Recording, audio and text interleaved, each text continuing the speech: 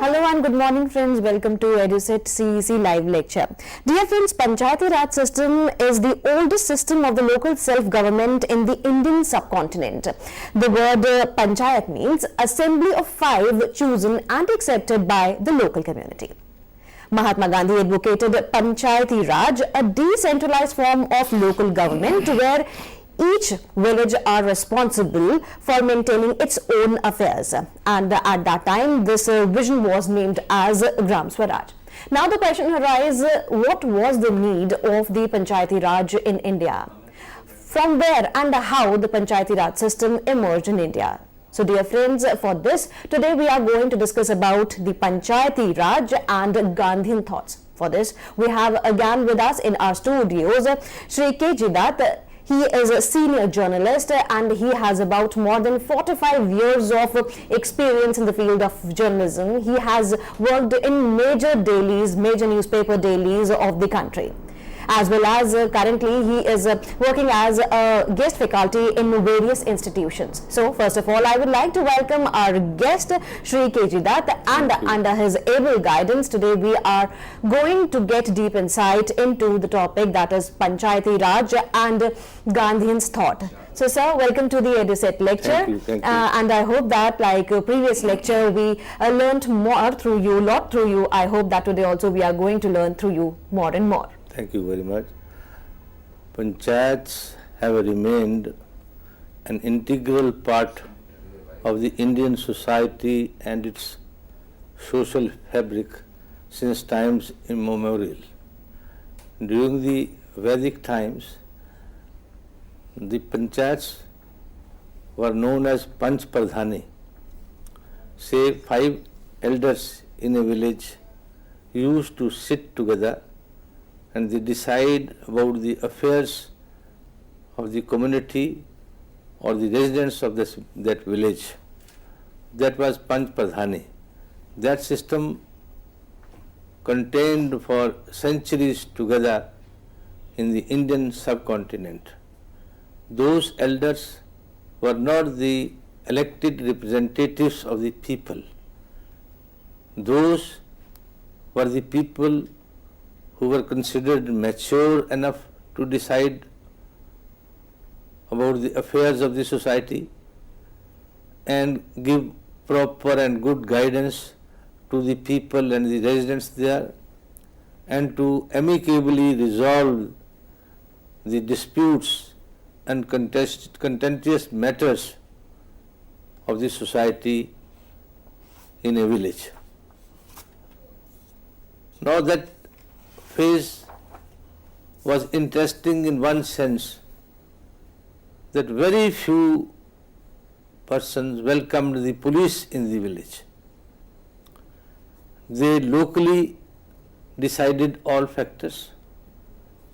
Big panchayats or big villages were held those days, and the inter-village disputes, the personal disputes, the social disputes, even the financial disputes between parties were settled without murmur.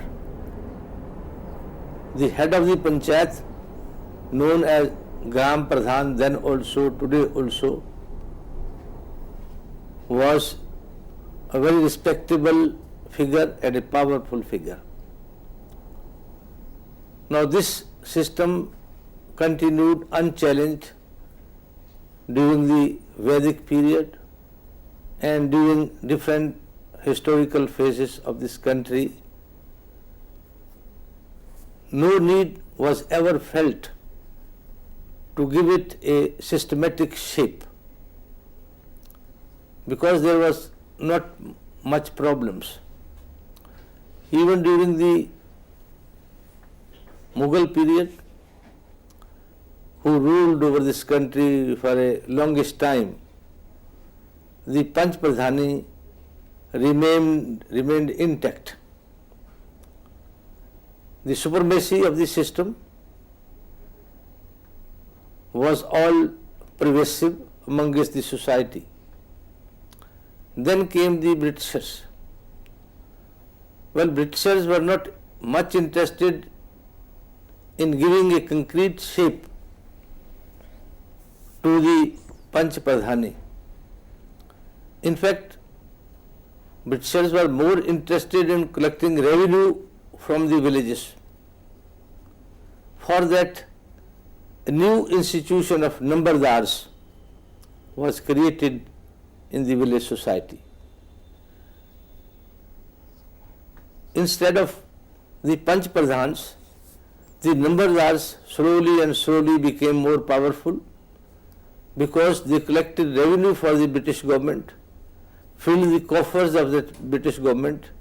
Therefore, they had a major role to play in the Indian society and social fabric.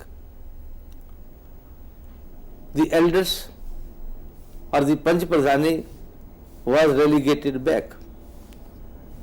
Though it never became non-existent. It was there.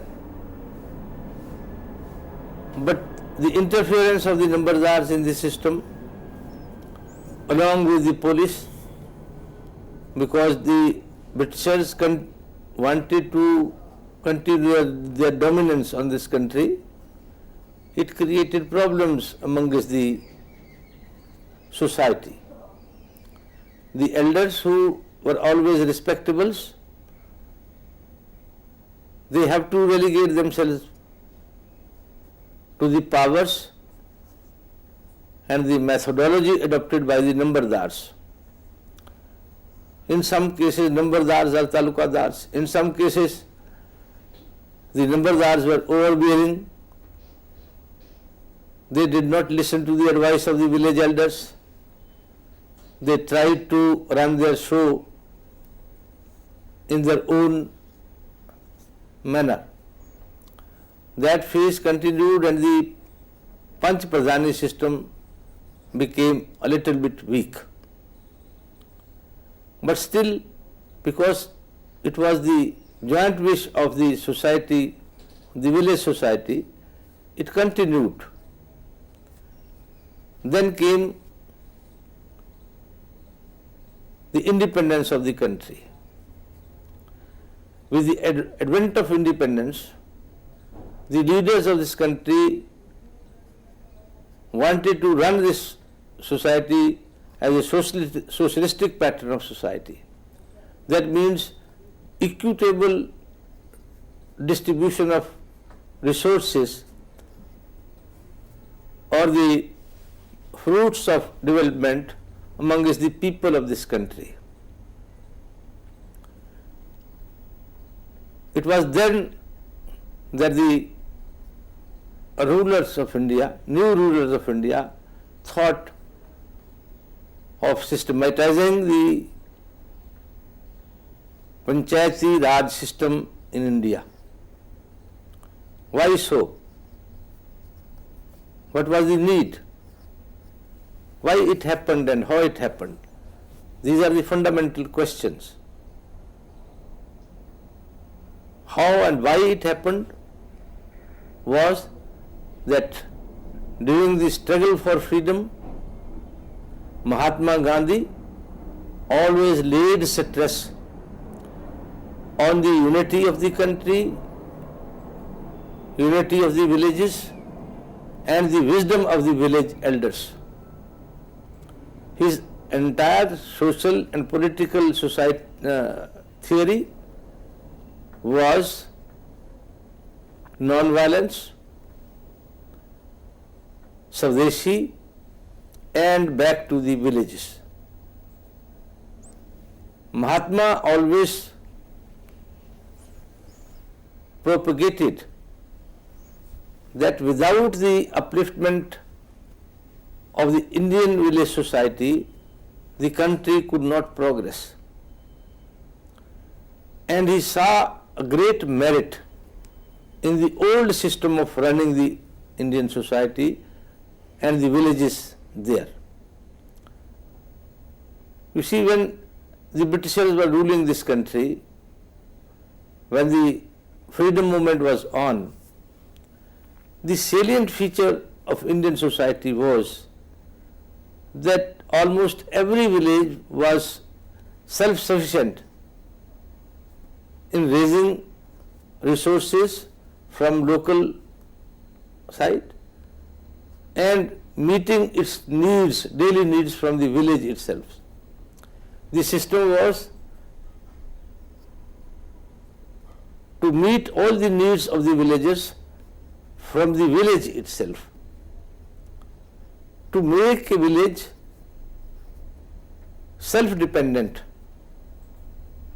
to avoid looking outside, to avoid dependence on others. So this way the system ran, because ours is an agriculture-dominated society. In the villages, the farmers, they were responsible for the production, and other sections of society helped them to do this. All types of artisans, lohars, carpenters, barbers, kahars, and so many other types of communities lived in the villages peacefully. They did not have any land, but still they got sufficient to eat. That system was, those non-agriculture classes depended on the farmers, helped the farmers in their daily course, and in return they got everything in kind, not in cash.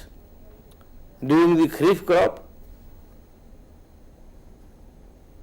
the so-called classes got maize, bajra, and other types of fodder for their cattle from the farmers in return of the services which they have rendered to them during the last 3 or 4 months before the maturity of the kharif crop.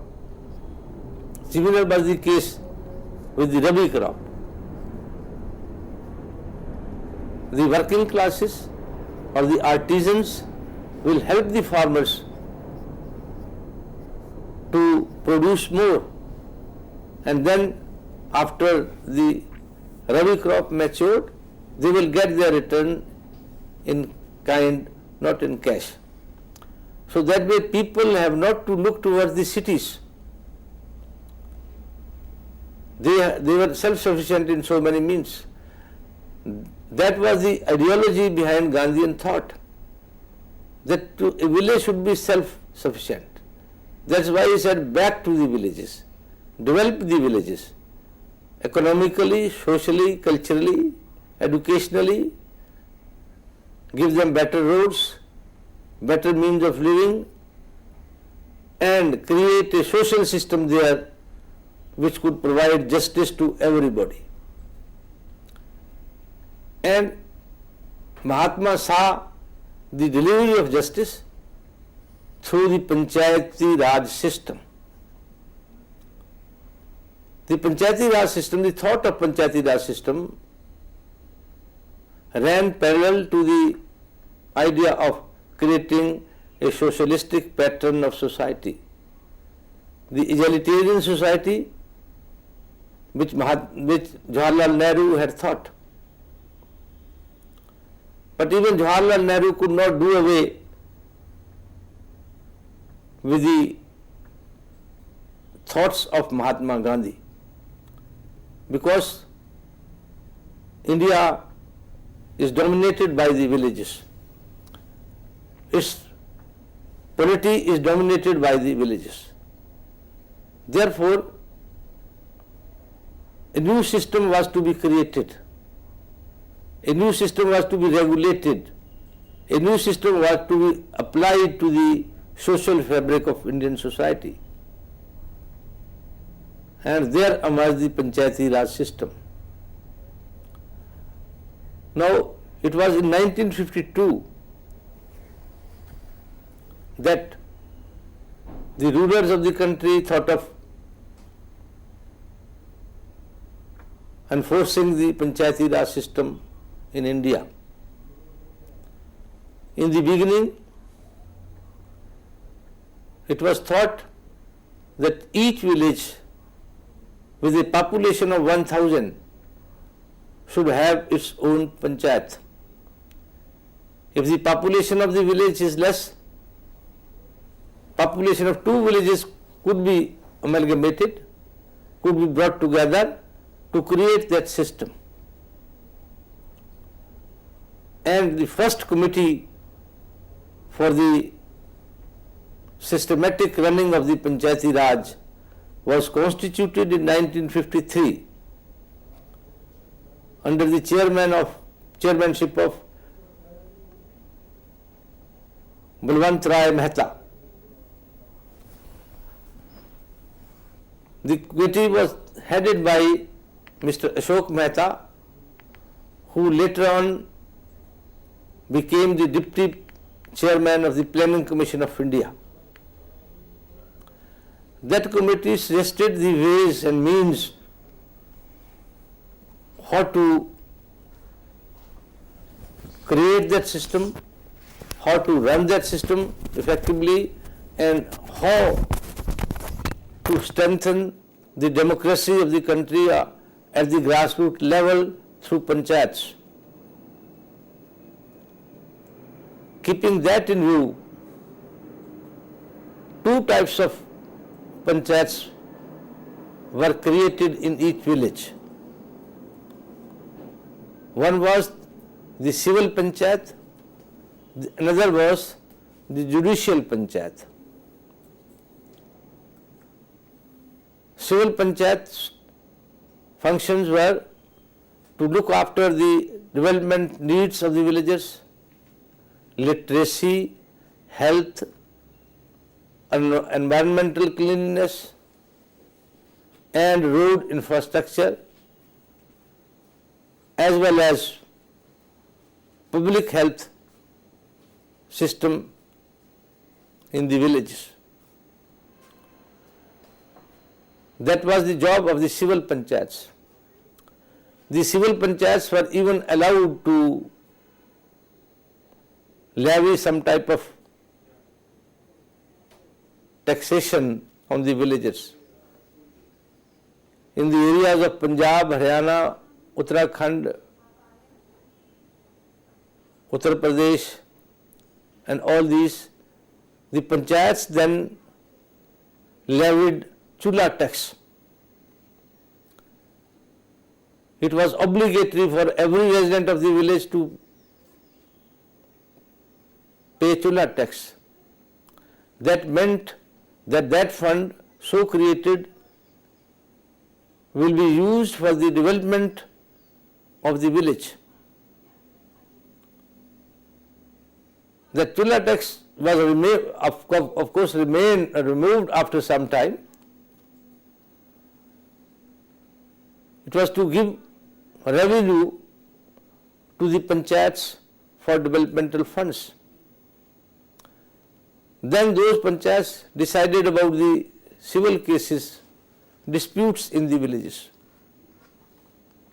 disputes relating to land, irrigation system,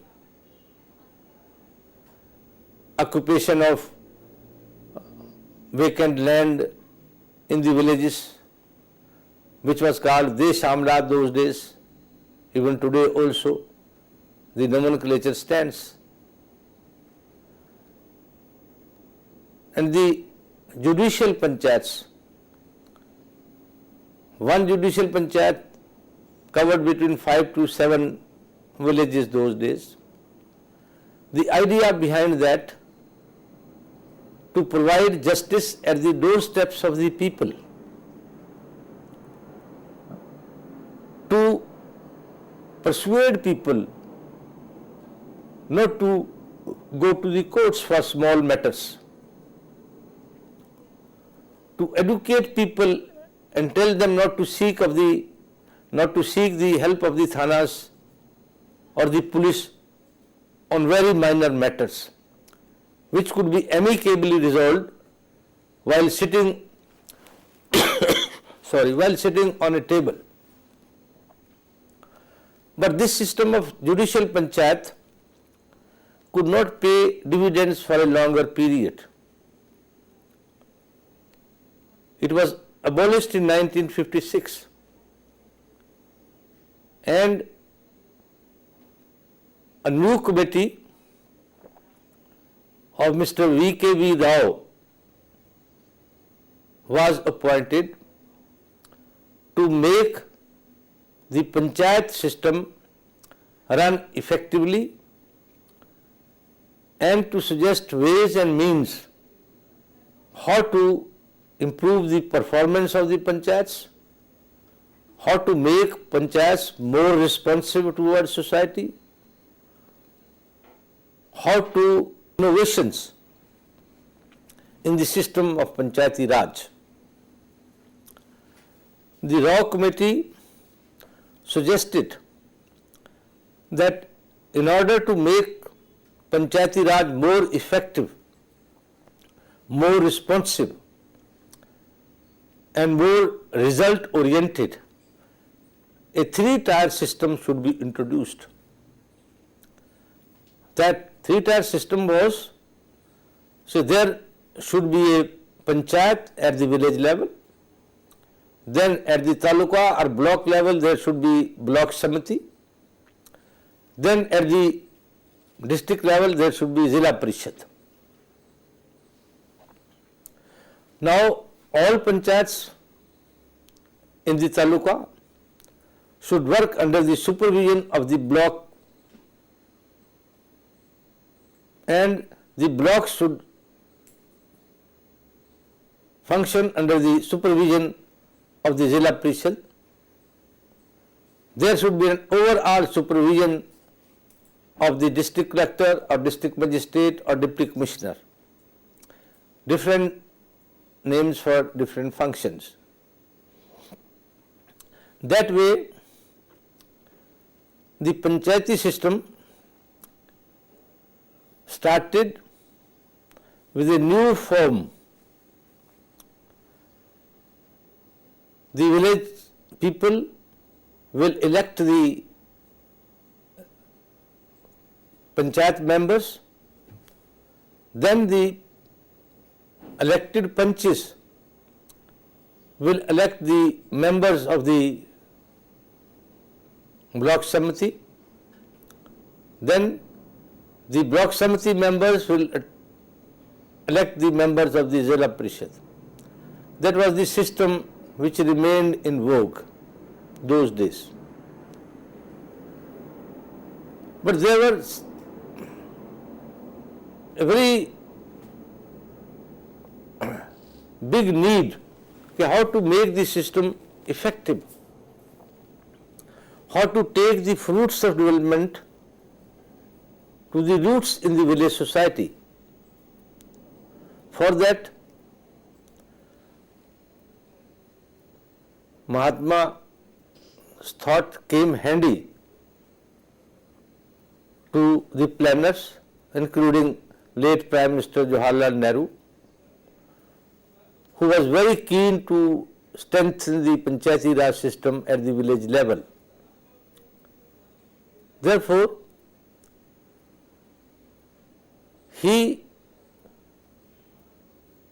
created a ministry that was known as Panchayati Raj and Community Development Ministry in his cabinet. This was the first ministry in the world which was created only in India for the development of the villages, Ministry of Community Development and Panchayats. And two models for developing the Panchayati Raj system in the northwest India were chosen. That ministry was headed by a man who was an ordinary fellow before that. He belonged to a village, Nilo Khedi, in Haryana, now Haryana, then it was joint Punjab. Mr. S.K. Day. He was the first minister of community development and panchayats in India. The two models, he was an ordinary villager residing in Nilokheri. His cottage still exists in that town. Jawaharlal Nehru wanted to develop the rural areas of this country very effectively and on the modern lines. The Etawah model and the Nilokheri model aimed at changing the rural scene of India, aimed at developing small towns and villages on modern lines and make them modern villages with all the infrastructure, with all the amenities and facilities available there. In Nilokheri, for the development of the Panchayati Raj system and for taking it to the grassroots level in the villages, some institutes of training were opened to train the staff who would go to the villages and persuade the villagers to be participants in that phase of development. In those institutions, Gram Seviks and Gram Sevikas were trained. Those were the government officials attached to the Panchayati Raj department or functioning under the Panchayati Raj department who were appointed in the villages to look after the development of the area, to look after the education of the village, to look after the health care system in the village, and to look after the sanitation in the village and the literacy of the residents. Both Gram Seviks and Gram Sevikas were appointed in different villages. They were trained at Nilokheri. Each Gram Sevak and Gram Sevika were assigned the job in 2 to 3 villages. The Gram Sevikas ran literacy campaigns amongst the uneducated elderly village in that village where they were posted, taught them 3 hours how to sign, arranged night lectures for them. Similarly, the Gram Seviks, they used to teach the elderly people in the village, acquaint them with 3 hours and advise the village panchayat, village sarpanch how to keep cleanliness in the village, how to keep sanitation in the village, how to utilize the funds of the panchayats. All these worked under the supervisor, a supervisor which was appointed for a cluster of villages, then a panchayat secretary who used to look after the accounts or the proper functioning of a village panchayat. That way, the message of Panchayati Raj system was taken to the roots. Jawaharlal Nehru did not end here. He wanted the village panchayats to be participatory in the development of a new and resurgent India.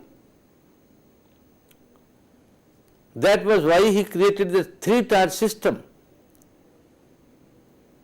Means development at every level. Development in the village, development at the block level, development at the Zilla Parishad level. And the chairman of the Zilla Parishad was considered a very powerful man those days, because it was he with whose help all the funds that were allocated by the government of India to the deputy commissioners of different districts went to the Zilla Parishad for spending. It was here the fund spending that some malpractices crept into the system. Say, the Zilla Parishad chairman along with the Zilla Parishad members will allocate funds to the block development officers. Now the BDOs, so-called BDOs, block development officers, they had their own preferences and equations amongst the village panchayats. What they will do, they will allocate some more funds to one panchayat, discriminate against the other. Those sarpanches who enjoyed equation with the BDO or the block development officer, they got more funds. And there was supervision of the spending of funds in name only. Complaints after complaints used to pour in the offices of the Deputy Commissioner or the Zilla Parishad chairman against the BDOs. Misutilization of funds was at its height. There was no system to create an integrated development plan of each village.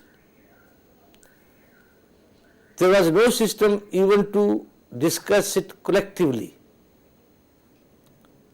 Everybody was the master in this system and spent the funds the way they liked.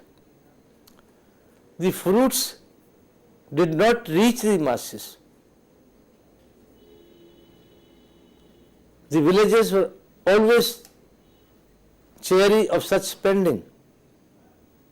Funds came in large numbers, but there was no development as required in the village.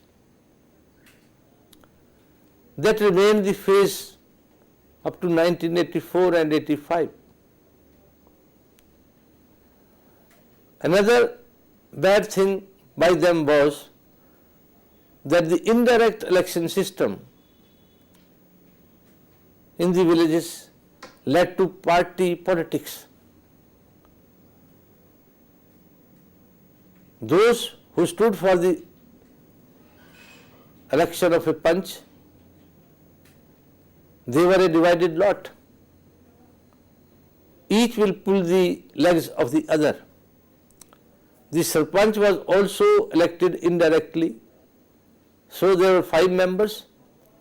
The sarpanch will maneuver the support of 3. 2 will be left out. That block of 3 will spend all the funds available to them in their own way and through their own methodology. The 2 will continue to fumble about that, make complaints to the Deputy Commissioner or BDO or the chairman of the Zilla Parishad about the misutilization of funds there. In fact, the indirect election system of a sarpanch led to a lot of misgivings, led to a lot of party friction in a village, and in fact led to the dismemberment of the village society. These were its mal effects. Then in 1984,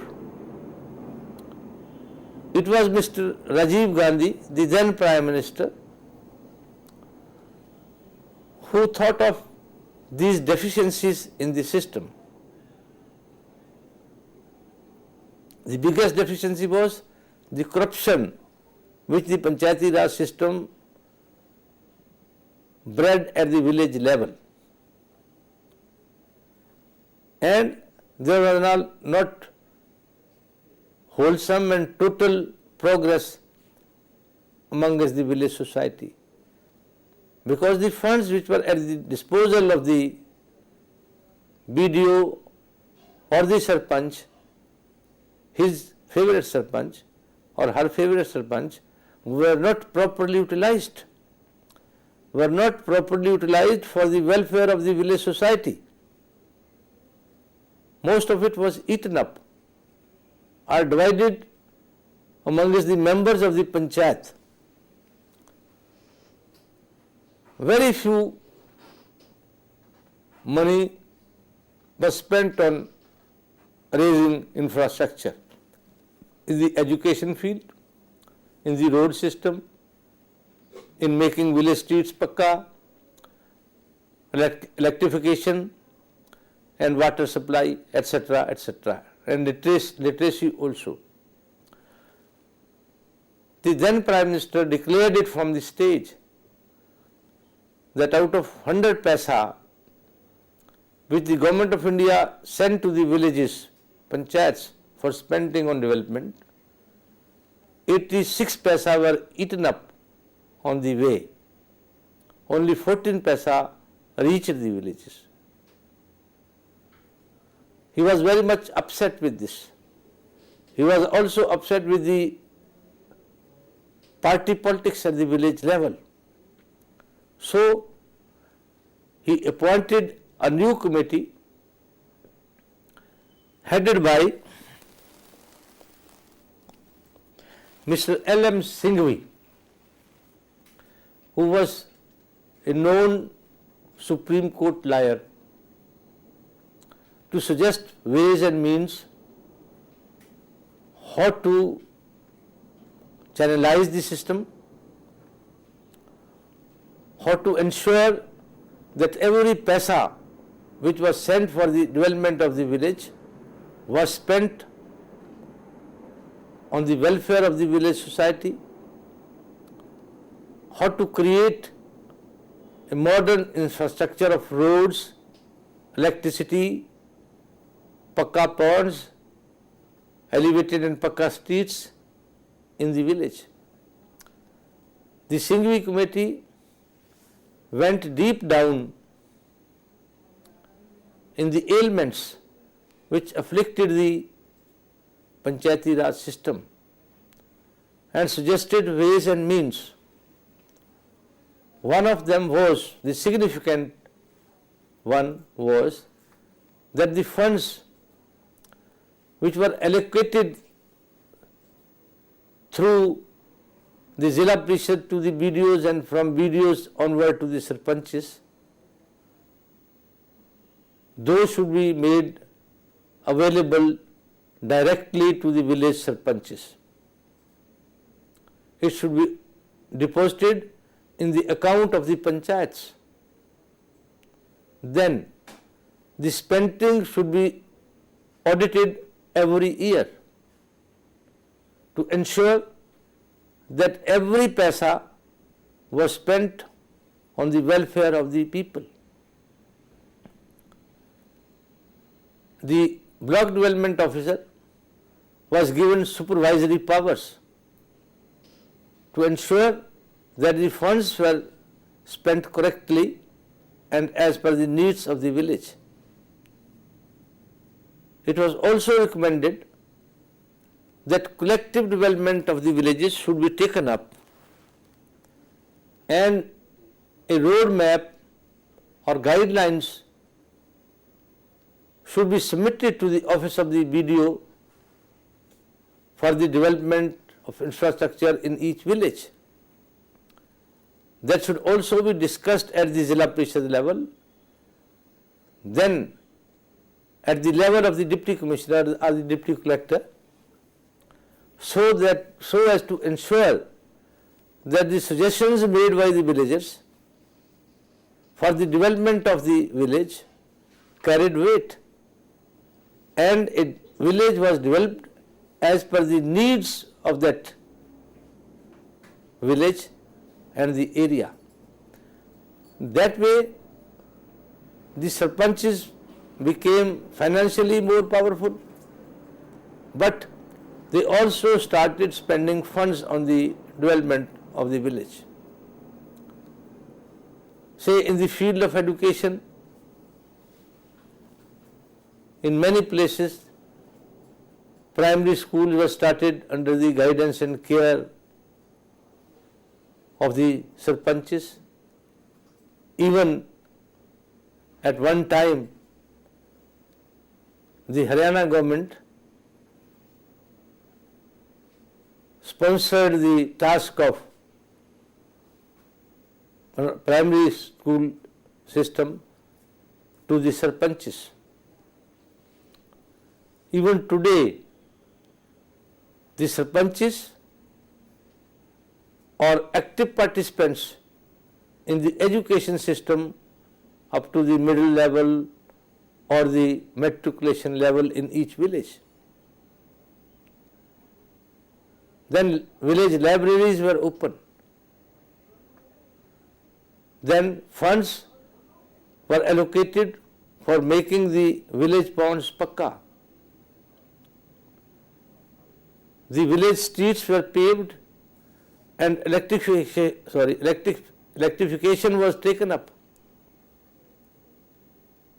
It was ensured that the funds were spent properly. But there also, I am sorry to say, that many panchayats or its heads found out clever ways to siphon off funds. They made the panches or the other members of the society to share the fruits of development also, and to share the money also which was available with them in great sum. And many of the panches in the villages even today, they share that money meant for development of the village amongst themselves. It's not a baseless statement. If you undertake the survey of some of the villages, maybe in Punjab or Haryana, you will find this stark reality. Another good thing done by the Government of India, or which was needed by the Panchayati Raj system, was to provide reservation for the women and the backward classes. At many places in the Panchayati Raj system, there was a reservation for women village sarpanches. That provided more empowerment to the women, the illiterate women in the village. Because there was a reservation, the men could not fight the election of a sarpanch. It was the women who had to fight it out and carry the work forward. Although this method has also some deficiency in it, because normally in the name of the women sarpanch, their husbands perform some duties, but still women empowerment is there. The women hold the panchayat meetings, they discuss the affairs of the villages and other things like that. So it gave a new strength to the village society. Now if you go to the villages in Punjab, in Haryana, you will find wondrous changes. The traditional society is out of so many things. They have learned how to keep the villages clean, education is available there, water is available there, drinking water, electricity is available there. The new gadgets of technology are also available to the villagers. All these things have come with the development of the villages through panchayats. That way, the system did not end here. Again, it was in 1992 when in between it was in 1973 that the Panchayati Raj Amendment Act came. It was the 73rd amendment to the Constitution. It was then when Mr. P.V. Narasimha Rao was the Prime Minister of India.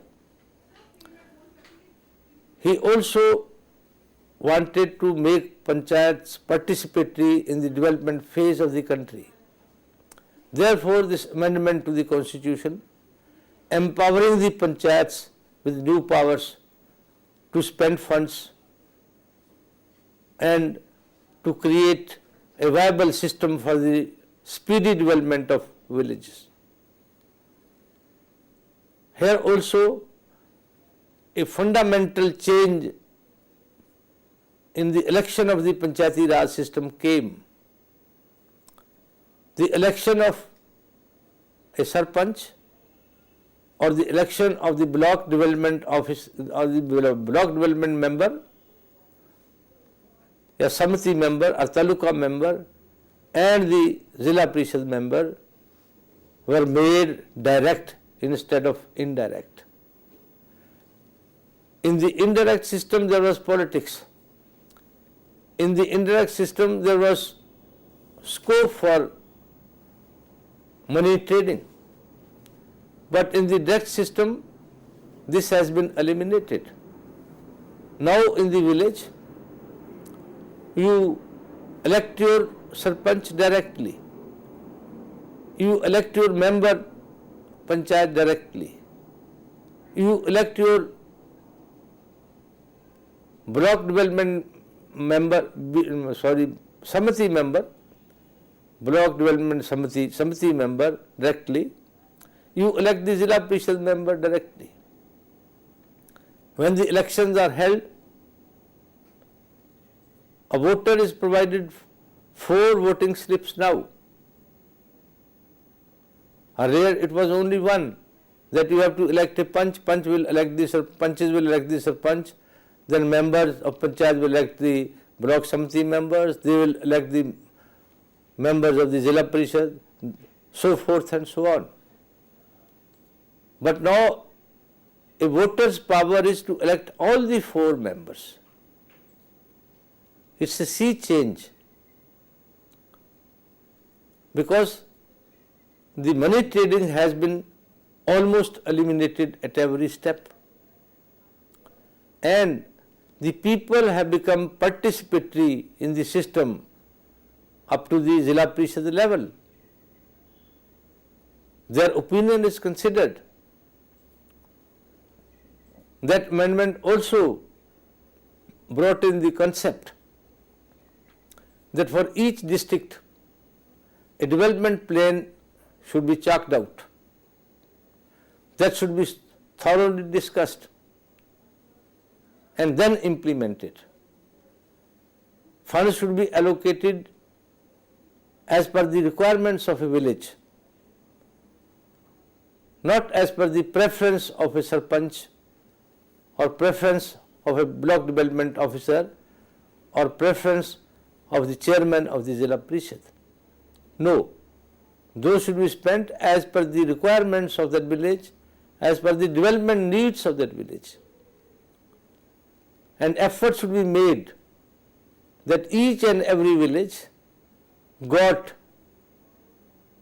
a lump sum share in the funds which are sent by the ministry to the lower level. Now, the funds which come from the Union Ministry of Panchayats and Community Development or the Government of India, they are directly deposited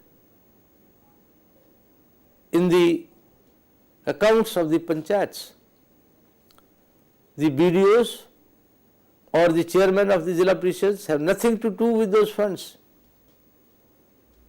They are now only suggestive team. Those who guide the village panchayats how to spend the funds. There is proper auditing also. So, the development is also speedy. It is not that lukewarm stage. I was talking about the system at the grassroots level. That system has also changed a lot. Earlier there used to be Gram Seviks and Gram Sevikas. Now they are integrated workers. At the grassroots level in the village, the job of agriculture, production, health facilities, education,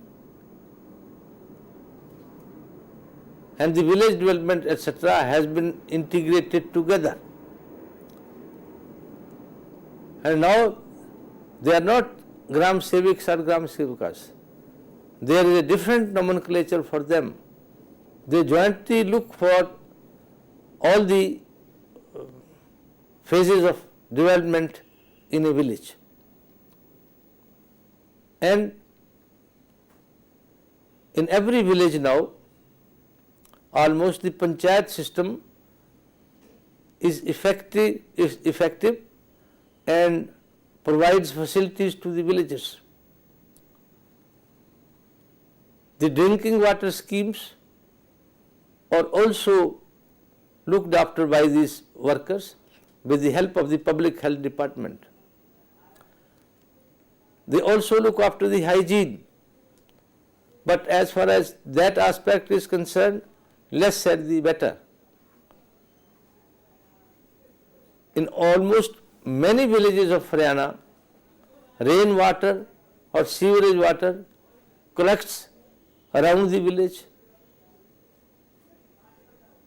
and stays there for months together, breeds mosquitoes that lead to malaria. Now it has become dengue, because that is more dangerous now than malaria. The most deficiency in this system is that even today the collective will of the village is not taken into consideration.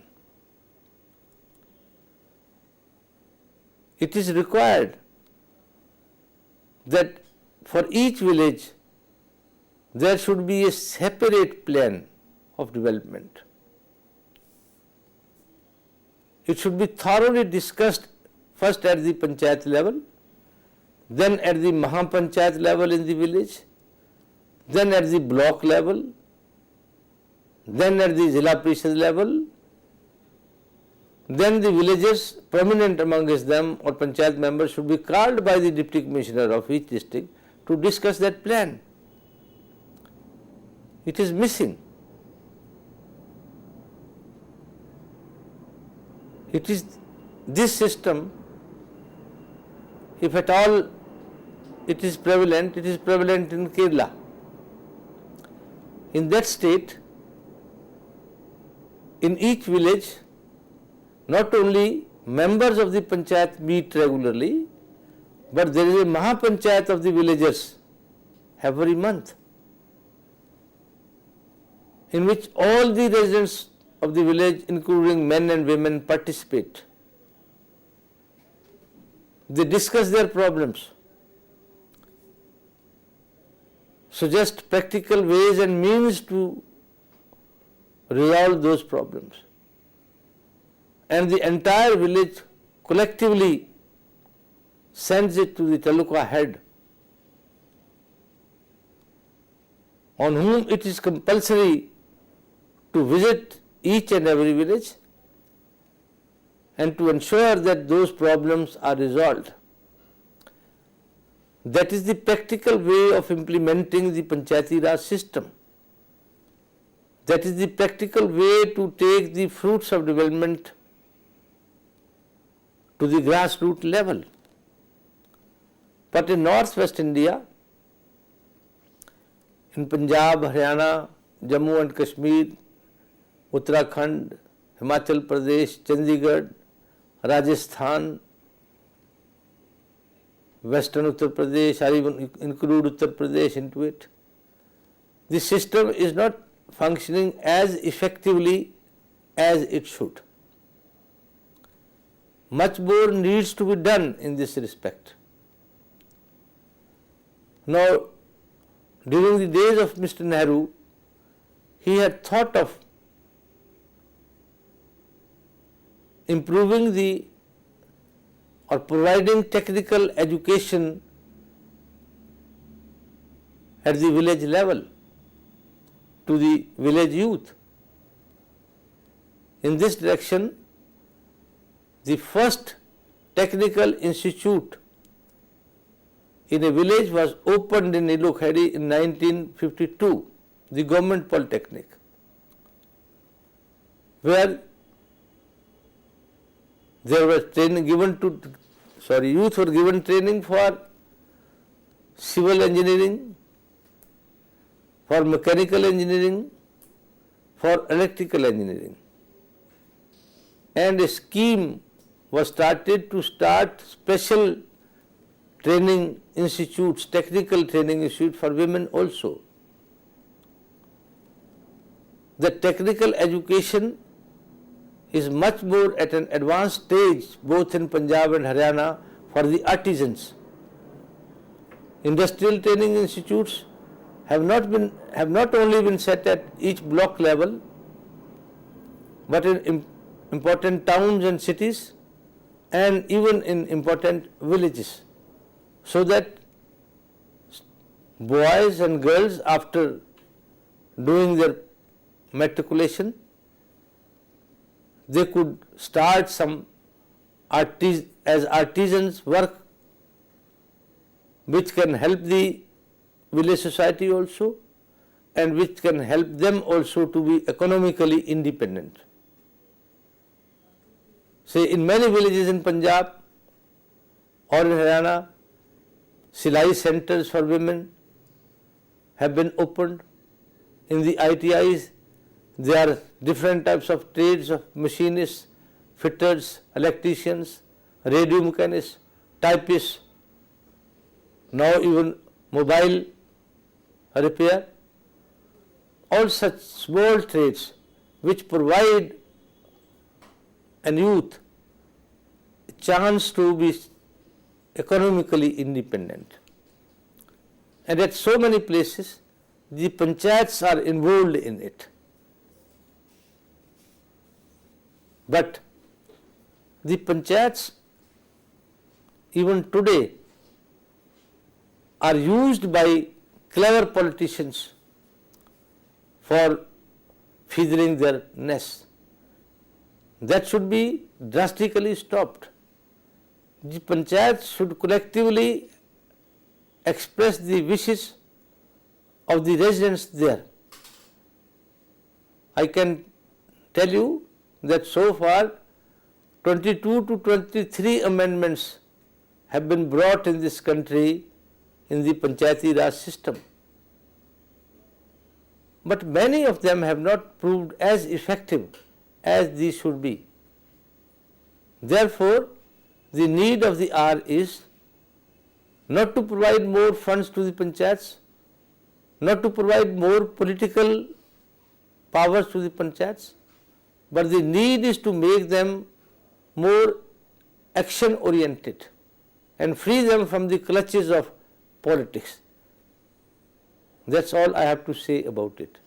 Thank you, sir. Thank you so very much. You have made such an important point that we need to empower the panchayats, that is at the village level, because if we wish to empower the villages, it is very necessary for us to empower them with the facility that they could empower the people around them. You laid very important points, how the Gram Sevak and the Gram Sevikas are working nowadays.